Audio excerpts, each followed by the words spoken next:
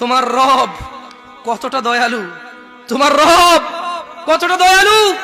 অপরাধ নিয়ে চিন্তিত, তোমার অপরাধ নিয়ে তুমি লজ্জিত। মাশাআল্লাহ, তোমার এই লজ্জা আল্লাহ পছন্দ করে। তোমার এই লজ্জা কে পছন্দ করে? তোমার এই চিন্তা কে পছন্দ করে?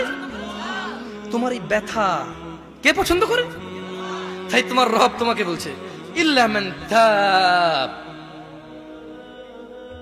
তবে যে কোনো অপরাধী হোক, তবে মান তাব, যে অপরাধকে ছেড়ে দিয়ে ভালো পথে চলে আসে, ফিরে আসে। তওবা মানে ফিরে আসা। তওবা মানে কি? আমাকে ওই দিন আমার খুব ঘনিষ্ঠ একজন মানুষ, উনি ড্রাইভ করছিল, আমি পাশে বসে ছিলাম, আমাকে বললো যে মতাওয়া, সৌদি আরবে হুজুরদের আমরা যেরকম হুজুর বলি ওর মতাওয়া বলে আর কি। তো উনি আবার দুবাই ছিল, বলে যে মতাওয়া তওবা কিভাবে করবো। আমি খুব পেরেশান হয়ে গেছি যে তওবা কিভাবে করবে। বললাম যে তওবা মানে তো ফিরে আসা। ধরেন আপনি কোনো কাজে লিপ্ত আছেন, মানে যে কোনো কাজ যেটা অপরাধ, যেটা কি তওবা মানে কি বলে দেবো আপনাদের। আপনি কি শিখতে চান তওবা কিভাবে করে? খুব সহজ, কোনো হুজুর লাগবে না, কোনো কোরআন খতম লাগবে না, কোনো কাউকে দাওয়াত দেওয়া লাগবে না। দিন হতে হবে জরুরি নয়, রাত হতে হবে জরুরি নয়, নামাজের সময় হতে হবে জরুরি নয়, জরুরি নয় ওযু থাকতে হবে। তওবা এখন এখানে করা যায়। তওব মানে রিটার্ন। তওব মানে কি? রিটার্ন মানে ফিরে আসা। ধরেন একটা লোক জিনা করে, সে বলে যে না আস্তাগফিরুল্লাহ, আল্লাহ আমাকে ক্ষমা করুন, আমি আর জিনা করব না। এই লোক তওবা করেছে। লোক কি করেছে? এরপরে সে যে তওবা করেছে এটা প্রমাণ হবে কিভাবে? সে যদি আর কোনোদিন আল্লাহকে ভয় করে জিনা না করে। বুঝে আসছে না? আসেনি? মদখোর বললো যে না আমি আর মদ খাবো না, কেন? আল্লাহ এটা অপছন্দ করে।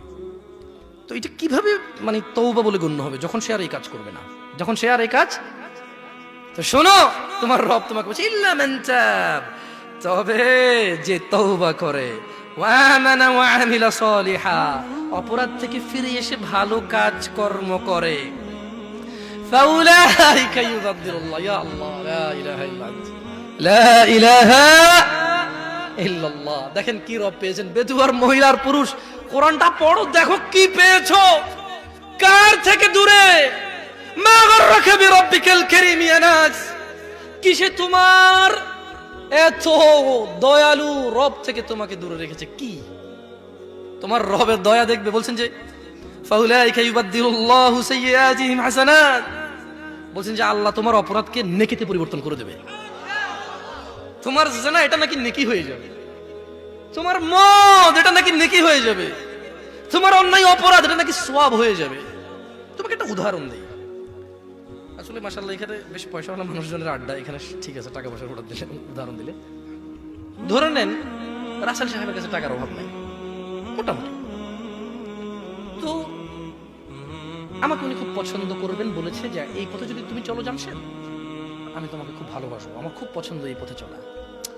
তো ধরে নেন আমি বিপথে চলি, উনি আমাকে পছন্দ করে, কেন জানি হইতে পারে না।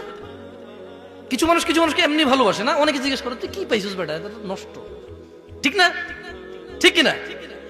এখন যার হৃদয়ে আল্লাহ যার জন্য ভালোবাসা দেয়।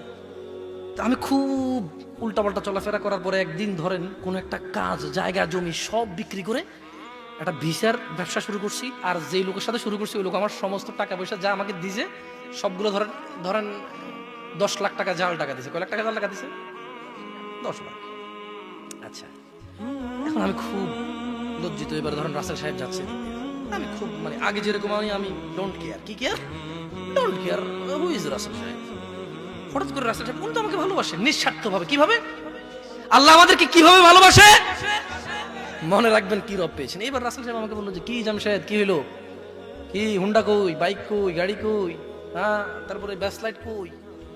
আমি বললাম যে আসলে ভাইয়া আপনার কাছে সরি বলার জন্য অনেক চেষ্টা করছি, পাই নাই, আমি খুব বিপদে পড়ে গেছি। আচ্ছা বলো কি হয়েছে বলো। ধরুন উনি দেখতেছে যে আমার একটা উজ্জ্বল ভবিষ্যৎ আছে, আমাকে দিয়ে উনি কোনো কাজে লাগাইতে পারবে, উনি দেখতেছে যে সমাজ সংস্কার হবে। তো উনি বললো যে কি হয়েছে। আমি বললাম যে এই 10 লক্ষ টাকা এই আমাকে জাল টাকা দিয়ে চলে গেছে, খোঁজ পাচ্ছি না, এখন আমি বাড়িতে গেলে আমার ঘর দুয়ার যা আছে সব মানুষ উঠে নিয়ে চলে যাবে। তিনি বললেন যে আচ্ছা আমি তোমাকে 10 লাখ টাকার ব্যবস্থা করতেছি, তো তুমি কিন্তু আর এইসব আজে বাজে কাজে যোগ দিবা না, আর ভালো হয়ে চলবা। তো একটা মানুষ যদি ভালোবাসার কারণে কারো 10 লক্ষ টাকা জাল টাকা নিয়ে যদি ওকে আসল টাকা দিতে পারে, আল্লাহ কি মানুষের অপরাধকে নেকিতে পরিবর্তন করতে পারে না? কি রব পেয়েছে মানুষ,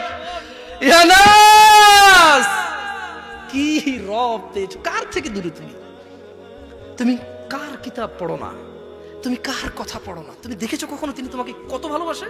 তিনি বলছেন ওয়া কানা আল্লাহু গফুরার রহিমা। তিনি বলছেন নিশ্চয়ই আল্লাহ অতীব দয়ালু ক্ষমাশীল। তাহলে তিনি তোমার অপরাধকে নেকিতে পরিবর্তন করবে কখন বলো তো? এই যে তোমরা ওয়াজ শোনো, বুঝো না, আল্লাহ মুসিবত, আল্লাহ একটু মনোযোগ দিয়ে শুনতে হবে। ইল্লা মান তাব, তবে যে ব্যক্তি অপরাধ থেকে ফিরে এসে ওয়া আমিলা সালিহা, নেক কাজ করবে, মানে অপরাধ ছেড়ে দিয়ে ভালো কাজ করবে, তার অপরাধকে আল্লাহ কি করবে? কি করবে? কেন নেকিতে পরিবর্তন করবে? ওখানে আল্লাহ গফুর রহিমা, কারণ আল্লাহ অতীব দয়ালু ক্ষমাশীল, এই জন্য তিনি এটা করে দেবেন।